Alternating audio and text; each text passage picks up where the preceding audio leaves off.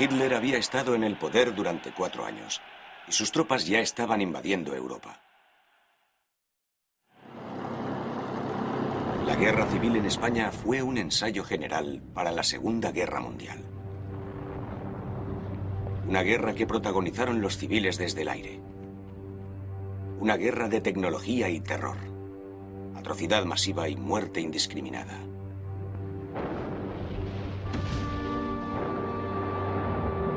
Las tropas alemanas de voluntarios lucharon junto al ejército fascista de Franco para derrocar al gobierno republicano que el pueblo había elegido. Entre ellos se encontraba Klaus Kohler, de Hamburgo. España, maravilloso país. Estoy orgulloso de ayudarte en tu liberación de las hordas rojas para que puedas luchar junto a Alemania e Italia contra el bolchevismo que está minando la base de Europa. Gente de todo el mundo se alistó voluntariamente para defender al gobierno republicano y derrotar el fascismo. El comunista galés Bill Painta escribió: Cuando ves todo esto, comprendes el sentido de la guerra. Te das cuenta de que los fascistas deberían ser destruidos porque son una terrible amenaza para Francia e Inglaterra. En 1939, Franco y sus aliados fascistas salieron victoriosos. Las democracias de los Estados Unidos e Inglaterra habían dejado de intervenir. Y la oportunidad de desafiar el fascismo había desaparecido. Un nuevo orden amenazaba al mundo.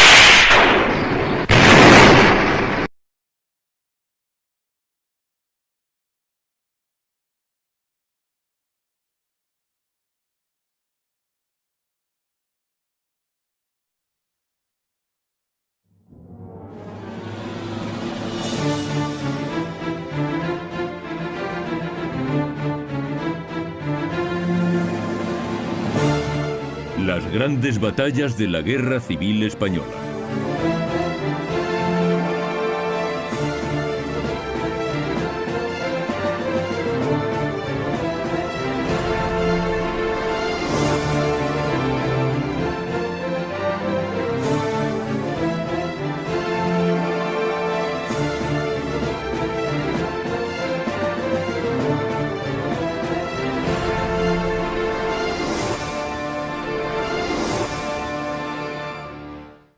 ...21 de julio de 1936. Tras el levantamiento militar, España queda dividida en dos zonas irreconciliables entre sí. Con la toma de Badajoz, el 15 de agosto, se produce la unión de las dos Españas nacionales, facilitando el movimiento de tropas y de material.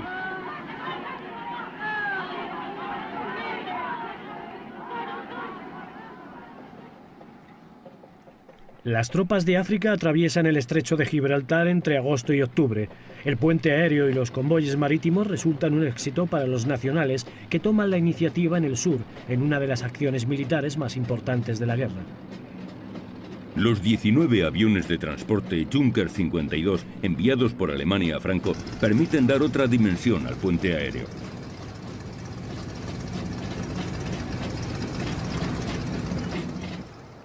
Tras la toma de Talavera de la Reina el 3 de septiembre, el Ejército Nacional modifica sus planes y se desvía hacia Toledo para liberar a los sitiados en el Alcázar, retrasando su marcha hacia Madrid.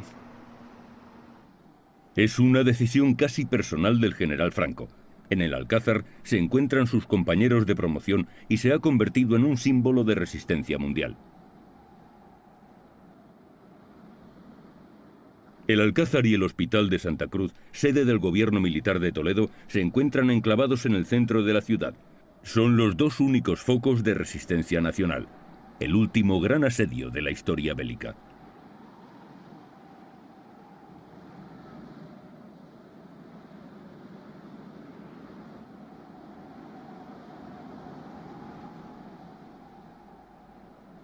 El resto de la ciudad y toda la provincia se mantienen fieles a la República.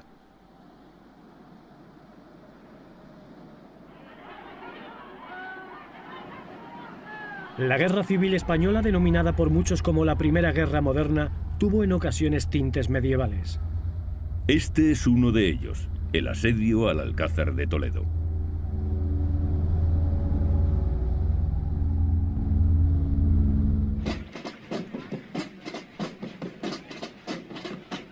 La Batalla de Toledo, el gran asedio del siglo XX.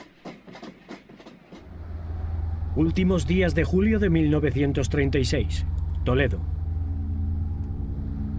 Tras el alzamiento militar del 18 de julio de 1936, Toledo y su provincia se mantienen fieles a la República, excepto un foco de resistencia, el Alcázar. Se encuentra en el centro de la ciudad, en lo alto de una colina, lo que le permite una buena defensa y vigilancia de los alrededores. El coronel Moscardó, ante los excepcionales acontecimientos, se hace cargo de la comandancia militar de la plaza. De los pueblos cercanos y de la propia ciudad, milicianos, mujeres y soldados se arman para tomar la ciudad. Amanece el 21 de julio de 1936. Mientras las calles de Toledo están siendo tomadas por los milicianos, los soldados nacionales, atrincherados en el Alcázar, proclaman el estado de guerra.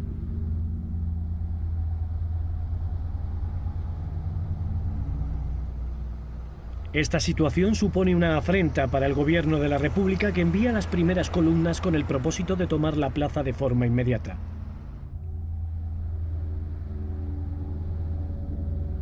El Alcázar está a tan solo 70 kilómetros de Madrid y el gobierno de la República moviliza a todos los efectivos posibles.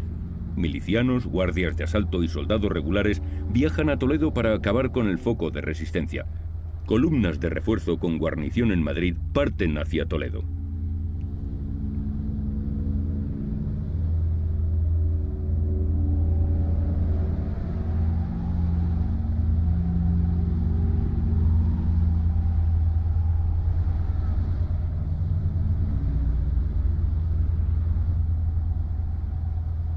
Comienza el cerco republicano sobre el Alcázar.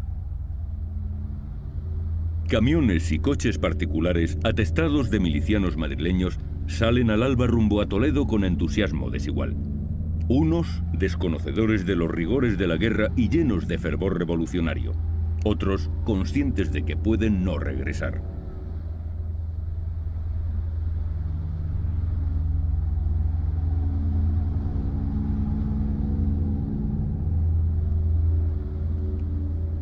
A la caída de la tarde y después de efectuar algunos disparos al Alcázar, vuelven a Madrid a descansar hasta el día siguiente para repetir la jornada guerrera. El 22 de julio, las puertas del Alcázar se cierran definitivamente. Dentro quedan unas 1.900 personas a la espera de la llegada de las tropas de Franco. Ese mismo día, entra el último camión al Alcázar cargado con armas y municiones. Pero una bomba republicana le alcanza de lleno haciendo estallar los 300.000 cartuchos que transportaba. La escasez de municiones será una más de las penurias que tendrán que soportar los sitiados. Comienzan los hostigamientos artilleros sobre el edificio. Cargas de artillería, día sí y día también, para acabar con la obstinada resistencia dentro de los muros del Alcázar, que no puede durar mucho tiempo.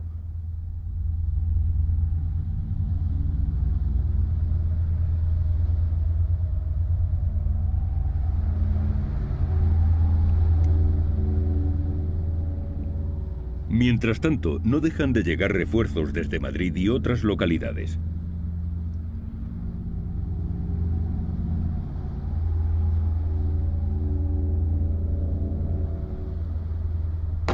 El primer combate se produce el 22 de julio ante los ojos de decenas de periodistas y reporteros gráficos. El asedio es total.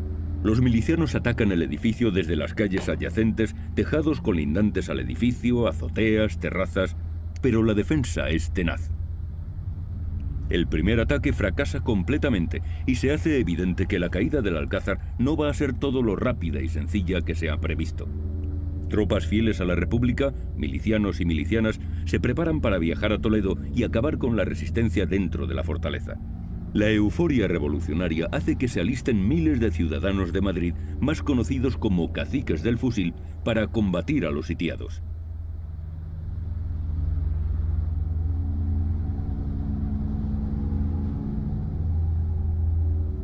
Se dieron casos de combatientes que venían por la mañana desde Madrid, disparaban 4 tiros, se fotografiaban y volvían por la noche a contar sus hazañas en los bares de la Gran Vía. A ese fenómeno se le llamó popularmente turismo revolucionario. Durante el asedio se hacen varios intentos para convencer a los sitiados de que rindan la plaza. Uno de ellos, el más terrible, es el que tiene como anzuelo la vida de Luis, el hijo del coronel José Moscardó.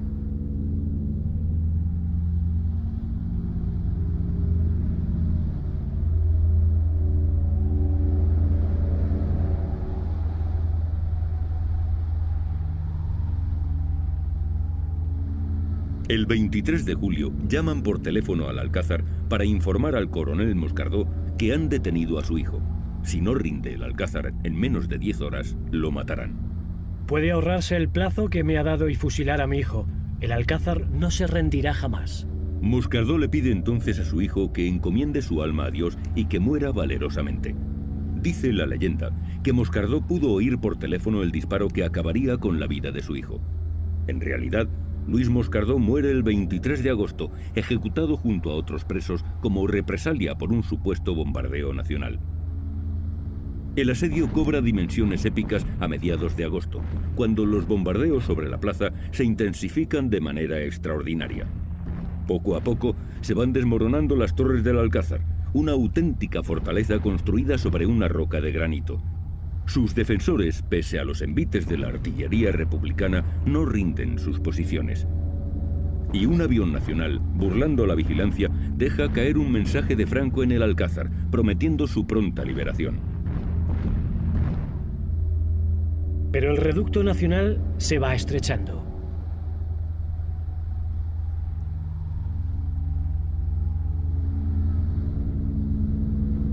Desde la cercana plaza de Zocodover, los milicianos y las fuerzas republicanas, protegidas por improvisados parapetos de colchones, sacos de arena, sillas y mesas, disparan a la fortaleza. Fuego aéreo, artillero, fusilero e incendios con latas de gasolina y granadas son permanentes para abrir alguna brecha en los gruesos muros del edificio.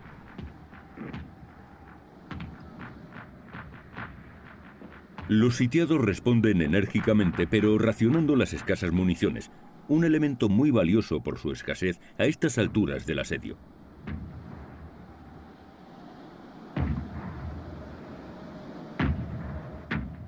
Los vecinos de Toledo se refugian en sus casas. La ciudad se queda muda y su aspecto es fantasmal cuando los aviones republicanos comienzan a bombardear el Alcázar y los edificios cercanos a la fortaleza.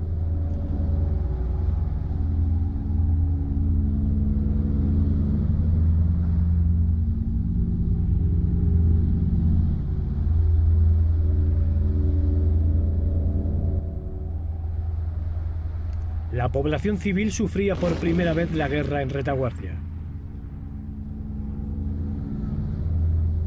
Dentro del Alcázar, las mujeres y los niños viven en los sótanos de la fortaleza, a salvo del fuego enemigo.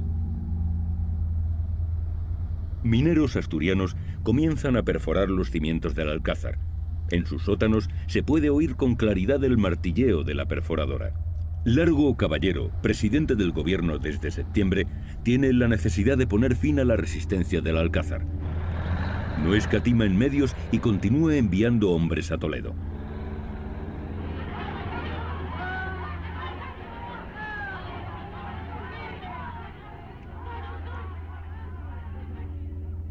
También se desplazan desde Madrid las tropas comandadas por el general Riquelme con el único objetivo de rendir el Alcázar. No hay tregua para los sitiados. Mientras han terminado de refugiarse en el Alcázar los hombres parapetados en el Hospital de Santa Cruz, sede del gobierno militar, tomado por la Guardia de Asalto.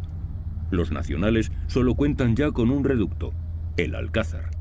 El capitán nacional Vela Hidalgo se convierte en un experto en burlar la vigilancia nocturna de los milicianos apostados fuera del edificio.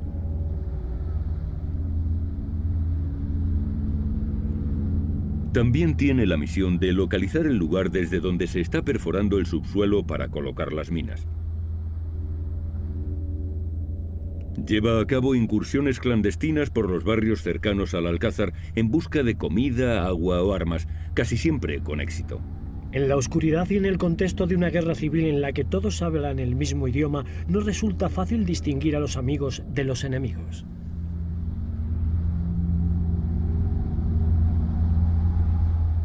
Cada vez que se prepara una incursión, se organiza una maniobra de distracción en la parte opuesta del Alcázar para engañar a los milicianos. El 6 de septiembre se confirma que el equipo de perforación llegará a los cimientos del Alcázar en pocos días. Los republicanos podrán volar entonces el edificio.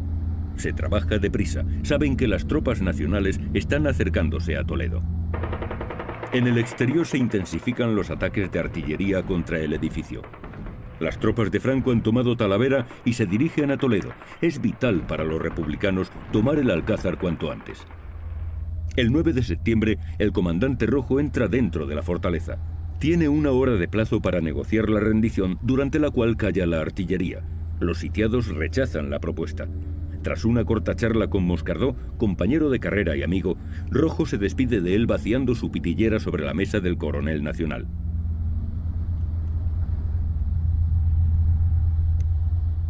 La suerte está echada. En pocas horas el Alcázar va a ser tomado por las tropas republicanas, o al menos eso parece.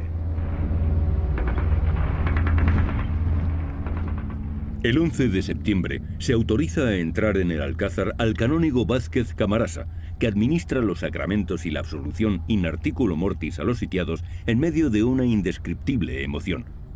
Las negociaciones se dan por concluidas por ambas partes. Los barrenos subterráneos suenan cada vez más cerca. La muerte tiene una cita con los defensores del Alcázar, y ellos lo saben. Los muros de la fortaleza van resquebrajándose implacablemente. Sin embargo, y a pesar de la dureza de los ataques, los republicanos no consiguen penetrar al interior del edificio.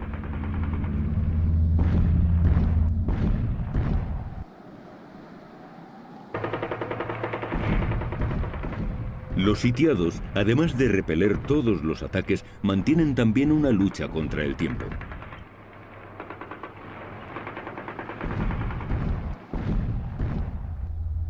Pero no solo se vive la tensión dentro del Alcázar. La población civil está siendo evacuada de Toledo. Las casas que rodean el edificio son incendiadas por los republicanos para crear un cordón de seguridad entre ellos y los defensores del Alcázar. Paredes agujereadas, cascotes manchados de sangre y cristales rotos en 1000 añicos.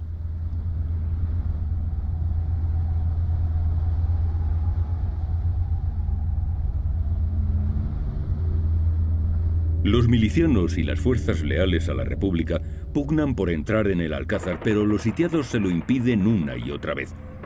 A través de las grietas y las ruinas de los muros, unos y otros luchan sin descanso.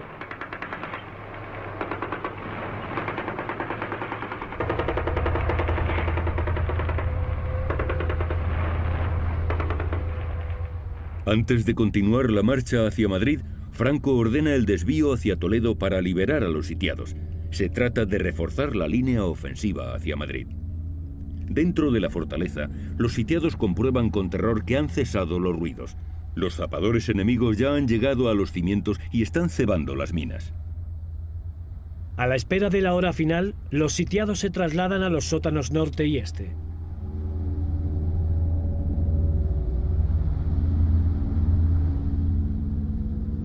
En las entrañas de la tierra acaban de colocar 3 minas. El 18 de septiembre es el día previsto para volar el Alcázar. Desde Madrid se desplazan corresponsales de prensa, muchos curiosos y altos cargos del gobierno.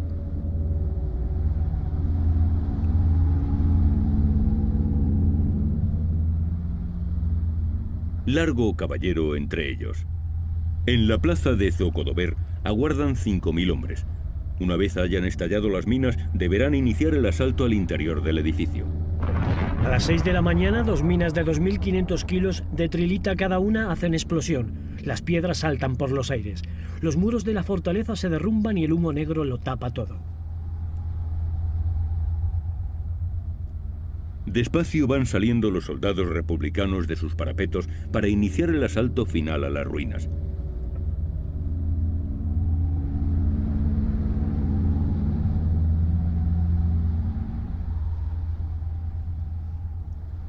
Hasta la plaza de Zocodover se desplaza Quintanilla para escalar los escombros y entrar en el edificio. También va con él el comandante Germán Madroñero con los guardias de asalto por la apertura de la esquina noreste. Por la sudeste lo intentan los hombres del comandante Torres Iglesias. La potencia e intensidad del asalto sobre el Alcázar lo dejan prácticamente derruido. En medio de una nube de polvo se inicia el asalto final.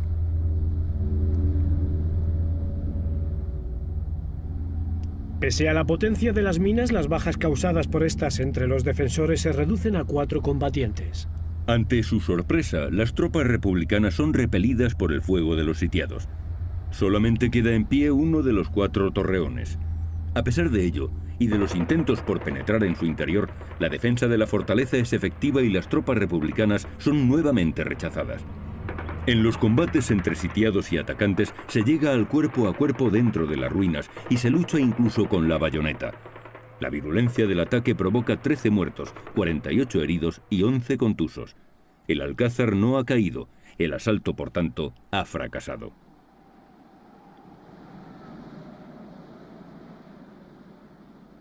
Y entre tanta muerte y desolación se da una paradoja. Ha nacido una niña dentro del Alcázar. Aún así, las fuerzas republicanas siguen concentrándose alrededor de lo que queda del edificio. La mujer ejerce también un papel protagonista en la lucha por la toma del Alcázar.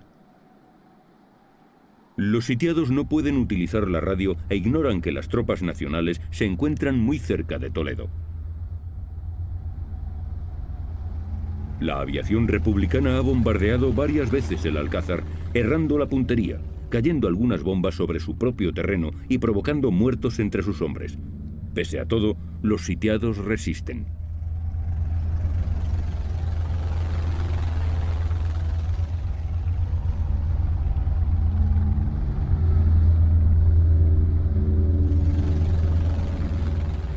La artillería nacional se escucha a lo lejos y llena de ánimo a los sitiados del Alcázar. El edificio a estas alturas es solo una ruina y ya no queda en pie ninguno de los 4 torreones. Pero las noticias les dan fuerza, pese a la embestida del exterior y a la desnutrición que sufren los sitiados, porque saben que Franco va a liberarlos.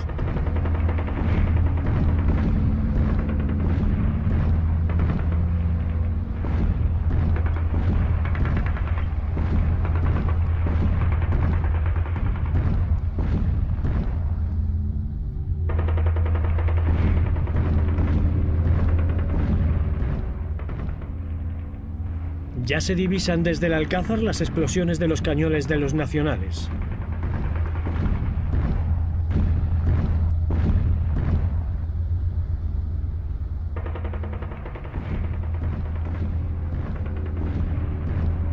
Ante la llegada inminente de las tropas de Franco, el asedio se intensifica.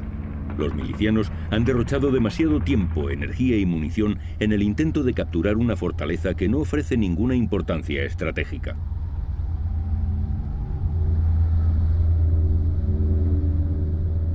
El 21 de septiembre, Franco ordena agilizar las operaciones para llegar cuanto antes a Toledo.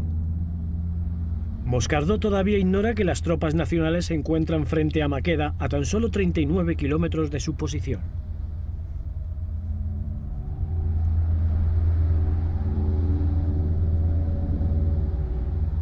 El 23 de septiembre, los republicanos intentan incendiar el Alcázar lanzando 20.000 litros de gasolina seguidos de una lluvia de granadas.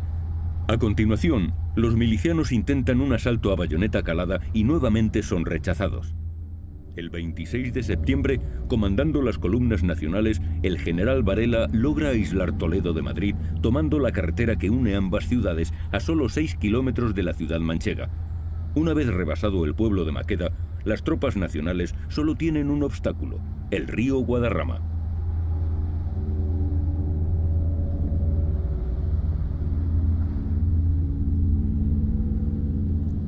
Gracias a la energía del acumulador de un camión, los sitiados consiguen oír en una emisora de radio portuguesa que una columna nacional ha rebasado Torrijos y está a las afueras de Toledo. Varela y las tropas nacionales están cada vez más cerca. A las 10:30 de la mañana, los regulares entran por distintas bocacalles en la plaza de Zocodover, a los pies del Alcázar. Al anochecer, la quinta bandera del tercio establece contacto con los defensores. Ante los ojos incrédulos y emocionados de los sitiados, los regulares y el tercio pasan la noche dentro de la fortaleza. En el Alcázar se iza la bandera roja y gualda. El 27 de septiembre, el general Varela y sus tropas cruzan las ennegrecidas ruinas del Alcázar y entran en lo que queda del patio. Se desprende de una de sus medallas laureadas y se la impone al coronel Moscardó. Franco se traslada a Toledo para condecorar a Moscardó y a sus tropas. Sin novedad en el Alcázar, mi general. Le entrego el Alcázar, destruido, pero con el honor intacto. Durante el asedio, de los 1.200 defensores mueren 90. 555 resultan heridos de diversa consideración, 18 desertan y nacen 2 niños. Se arrojan sobre el Alcázar 11.800 proyectiles de diferentes calibres, 1.500 bombas de mano y 2.000 cargas explosivas. Se suceden 30 ataques aéreos con 500 bombas, se realizan 8 asaltos y se colocan 3 minas.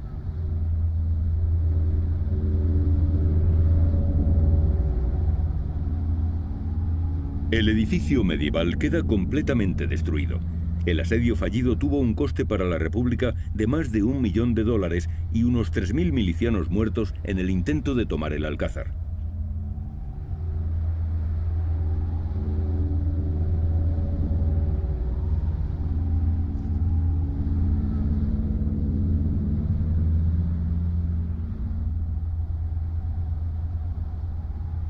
Hoy, 29 de septiembre de 1936, es el día más feliz de mi vida. La liberación del Alcázar es lo que he deseado más ardientemente toda mi vida. Ahora la guerra está ganada.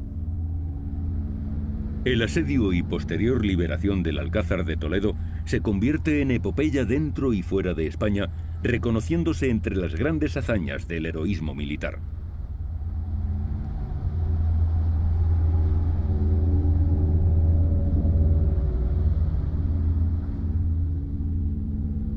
72 días resistiendo el asalto de más de 15.000 milicianos, 2 grandes minas y continuos bombardeos desde el aire hasta que el Alcázar es prácticamente demolido.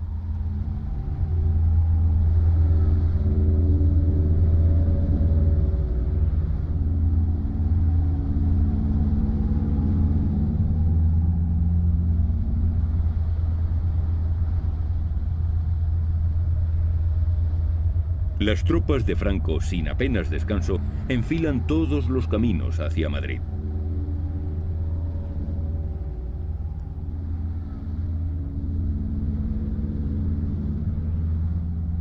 La capital de España se prepara para la embestida de las tropas nacionales y también para acoger a los miles de refugiados que llegan de pueblos próximos de Toledo, Extremadura y Andalucía.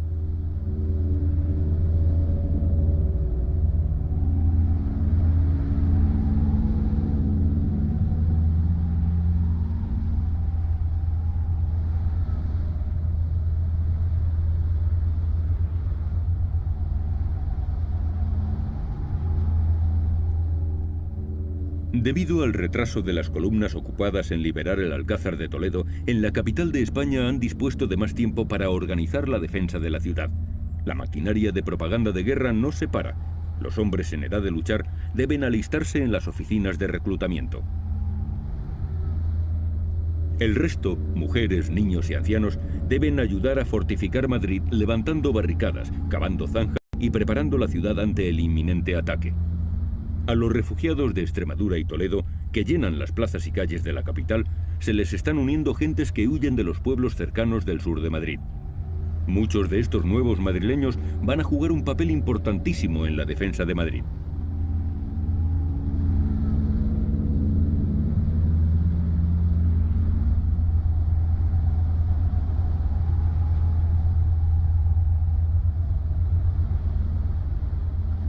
La capital de España se prepara para convertirse en frente de batalla, en la trinchera del mundo occidental.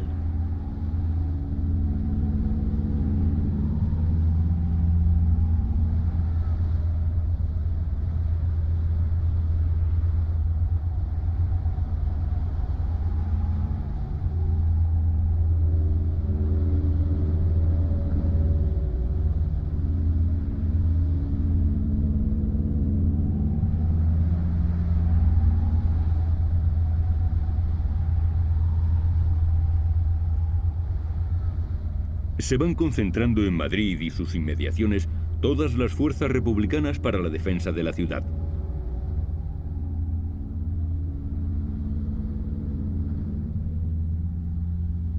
Los madrileños sienten de algún modo una exaltación absoluta por estar vivos en este momento y gritan la consigna que habrá de unirlos frente al enemigo. No pasarán. Madrid será la tumba del fascismo.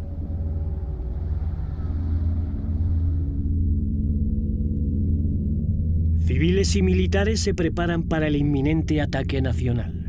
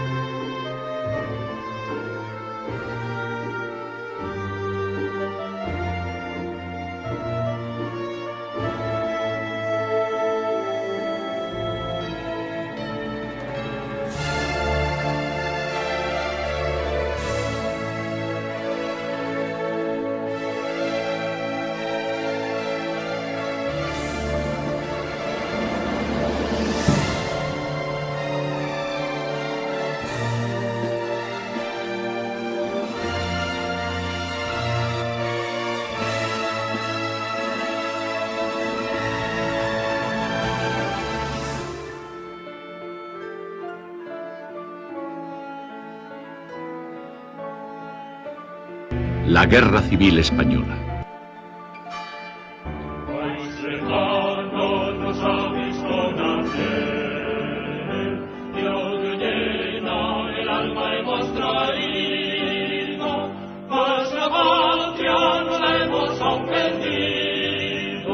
Nuestra patria está hoy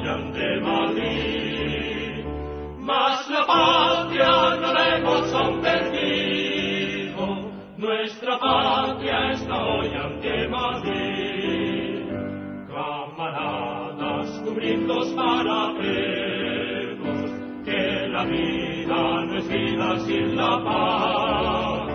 Defended con el pecho vuestros hijos, os ayuda la solidaridad. Defended con el pecho vuestros hijos, os ayuda la solidaridad. Libre España de castas opresoras, nuevo ritmo el alma batirá. Morirán los fascismos sangrientos, en España no haya felicidad. Morirán los fascismos sangrientos, en España no haya felicidad. Generales traidores a su patria, y el fascismo quiere saciar la sed. Mas los pueblos del mundo defendemos lo que España jamás ha de perder.